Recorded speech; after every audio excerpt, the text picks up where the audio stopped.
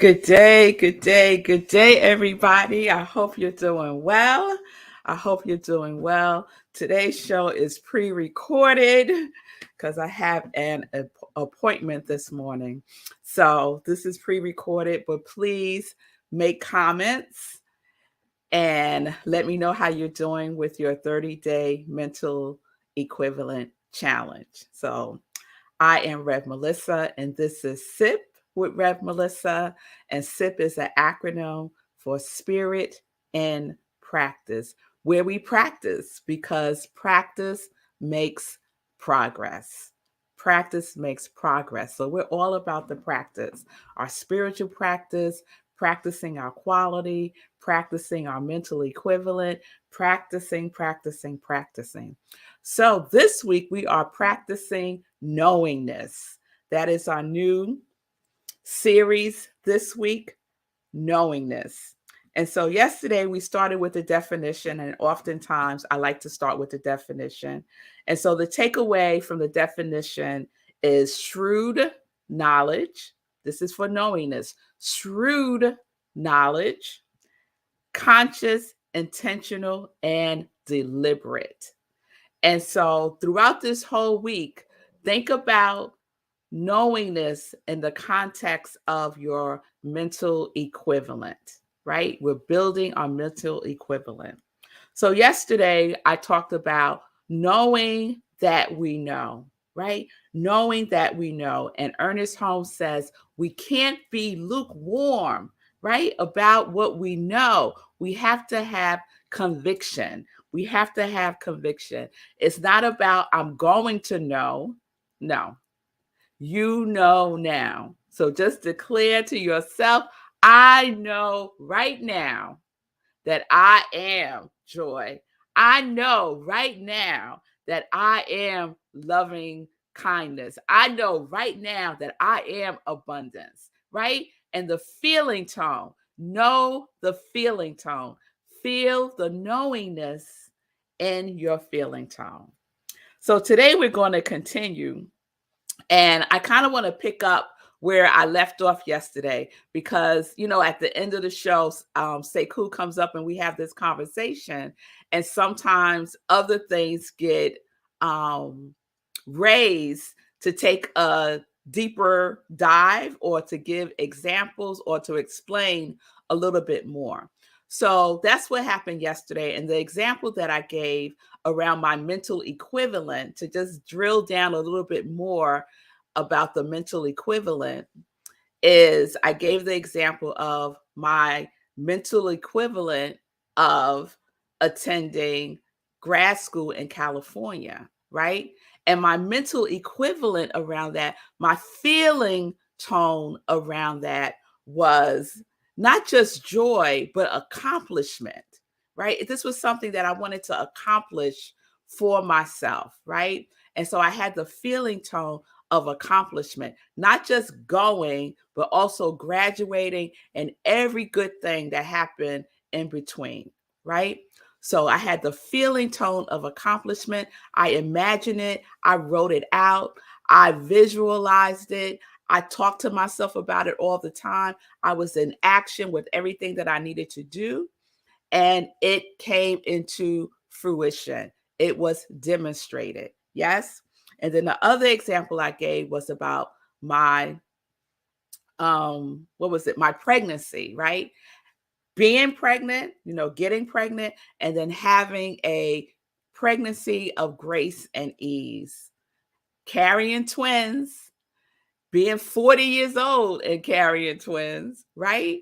But a pregnancy of grace and ease, no matter what the statistics say, no matter what all the conversation is about high risk pregnancies and all that stuff, my knowingness was grace and ease, right? And that is what was demonstrated, right? Because I had shrewd knowledge, right? I believed it with everything in my being, right? And I was intentional, I was deliberate, and I was conscious about what I was thinking, what I was saying, what I was believing, what I was knowing.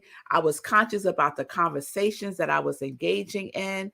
if it was not in alignment with my grace and ease pregnancy, cancel. It's not part of my reality, right? So that's how we have to be when we're building our mental equivalent. So I wanted to give one more concrete example because I think these are helpful, these practical examples that happen in our lives, right? It happens in our lives. So another thing that I was consciously building a mental equivalent for was my wedding. I wanted to have a fun, unique, and joy-filled wedding, right? And everything that had anything to do with the wedding, that was the vibration that I wanted it to be in. And I believed it, right?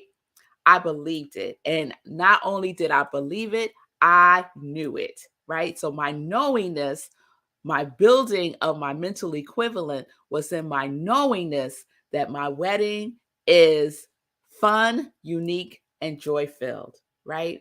And so let me share one thing that happened in my wedding preparation that I could have made another choice and said, oh my God, it's ruined. I'm not going to have my fun, unique, joyful wedding because this mishap happened, right? And this is where conviction comes in, that no matter what the appearance, I will not be deterred from what I know and what I believe, right? So let me tell you what had happened. So we had all of our wedding attire made, right? At the time I was living in Brooklyn, and there was this shop that I loved to go to. And the owner of the shop was a beautiful um, um, tailor, and he made beautiful clothing.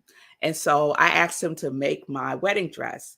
And so not only did he make my wedding dress, but he made the whole wedding parties, well, all the bridesmaids dresses, including Sekou's. That's a whole nother story.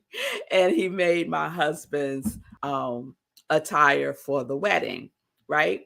So we're talking about maybe 8 outfits he had to make, let's say.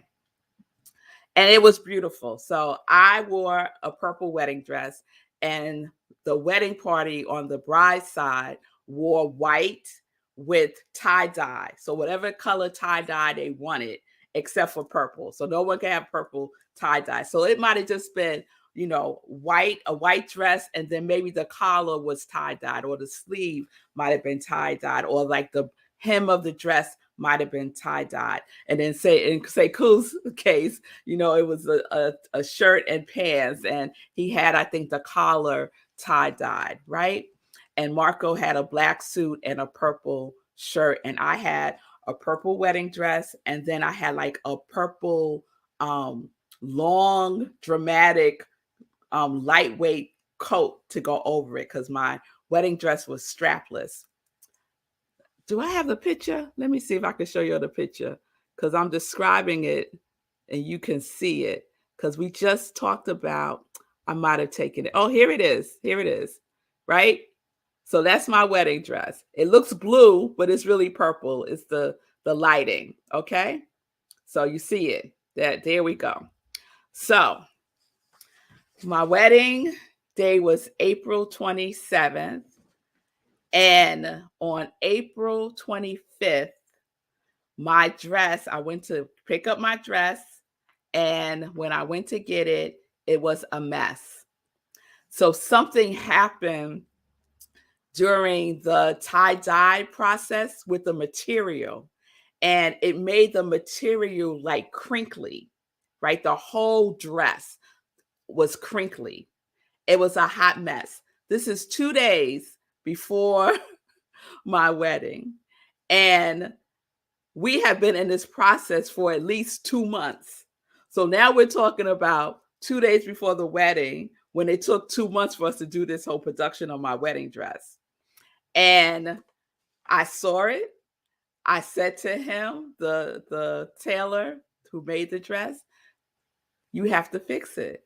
right? And told me like he thought it was okay, right? And I was like, no, it is not okay. And so he said, well, the only way I could fix it is to make a whole nother dress. And I was like, well, then that's what's going to happen. And he said, I can't make a dress in 2 days. I said, yes, you can. I have every belief and I know that you can. I know you can, right? He's an expert, right? This is his craft. He's been doing this most of his life. Of course, you could make another wedding dress in 2 days. And I left. He had to go get new material, like the whole to do, right? And I left. And I shared that with some of my girlfriends who were in the wedding. And they were like, girl, what you going to do? You need to have a backup dress. What if he doesn't have it ready? Why are you so calm? Right? And I was not concerned about it because I knew without a shadow of a doubt, I did not get caught up in the appearance of this crinkly, ugly dress that he made. I knew that my fun, unique, and joyful wedding was going to manifest without a doubt. And I went about my business. So the next day, the 26th, now we're talking the day before my wedding, I went to the shop. He, I guess, was up all night long. It's none of my business what he had to do. There was my dress with the coat, the whole thing, right? In one day. I tried it on. It fit perfectly. He had to do a couple of alterations. And I left. I went back maybe 5 hours later and picked up my dress. Beautiful. You just saw it, right? That was made in one day, right? This is building your mental equivalent. No matter what happens, you keep the faith. You keep the faith, right? Because I don't have to have the understanding of all that needs to happen. I know God has the how.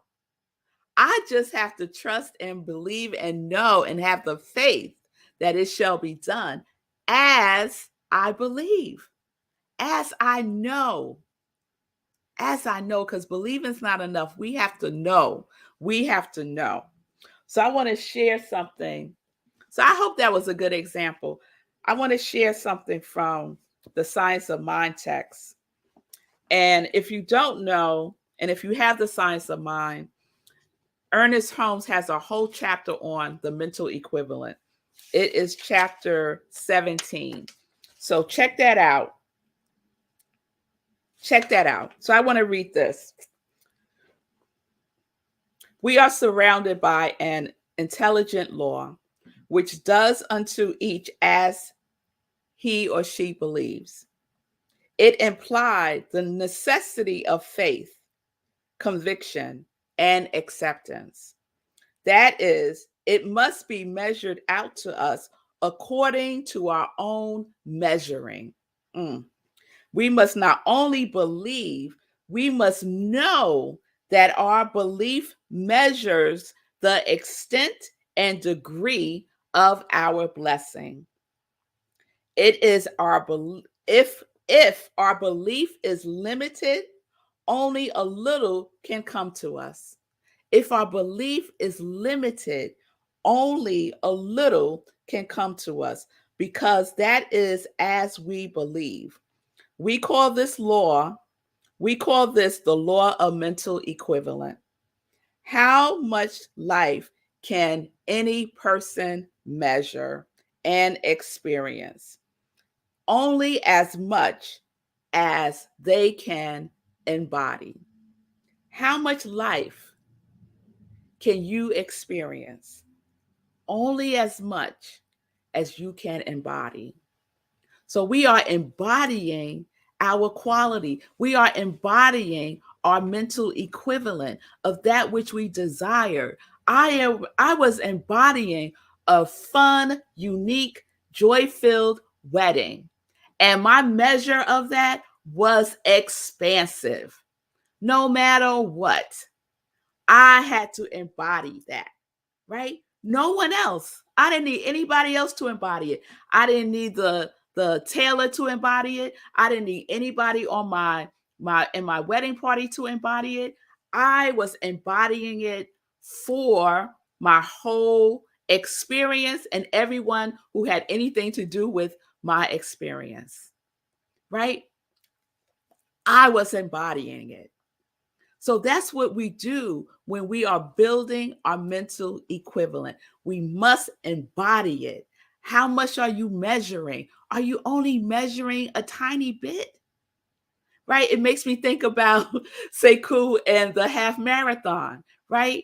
He was measuring 2 hours and 15 minutes, although he wanted 2 hours, right? But it's the measure. It's the measure of your knowingness that will be demonstrated. Let me read this one other thing. Ernest writes, if a man believes himself to be a failure and that it is useless for him to try to be anything else, he carries with him the mental equivalent of failure. So he succeeds in being a failure according to law. This is his demonstration. So he was successful. He believed that he was a failure and he demonstrated failure because the law works. No matter what, it's going to say yes. I believe I'm a failure. I believe nothing ever works out for me. Yes, that is your mental equivalent. It shall demonstrate.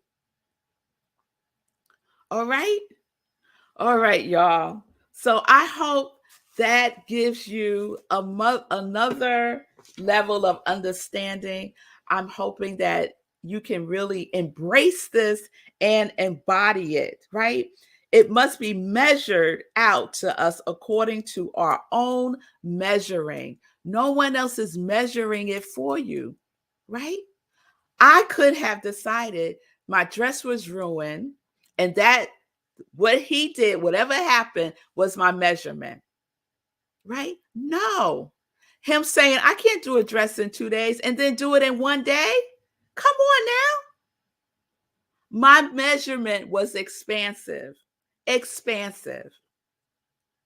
And I was in the vibration of that. I wasn't worried. I had no doubt whatsoever. And my wedding was fun, unique, and joy filled. Believe you me, it was.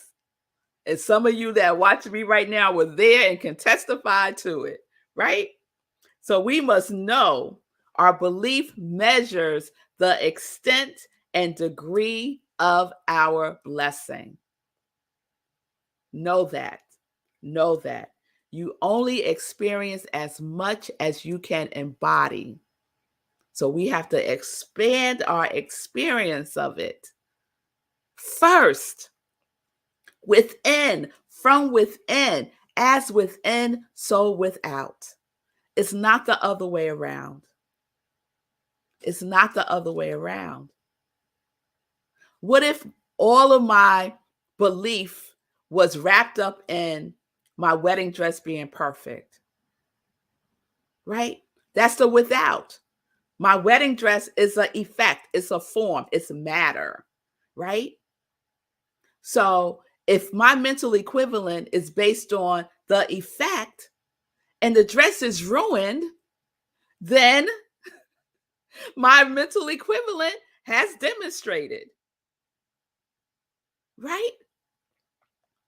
Because I had my knowingness wrapped up in the effect, in the dress. So whatever happened to the dress, that was going to be my embodiment. That was going to be my experience. So it comes from within, the knowingness within. All right. All right. So how much of your quality are you embodying? What is the extent of the measurement of your quality? What is the extent of the measurement of your mental equivalent? Make the adjustment, y'all. Make the adjustment. It might need some fine tuning. You might need to just chuck what you were doing and thinking and knowing and bring something else in. You could change. You could change.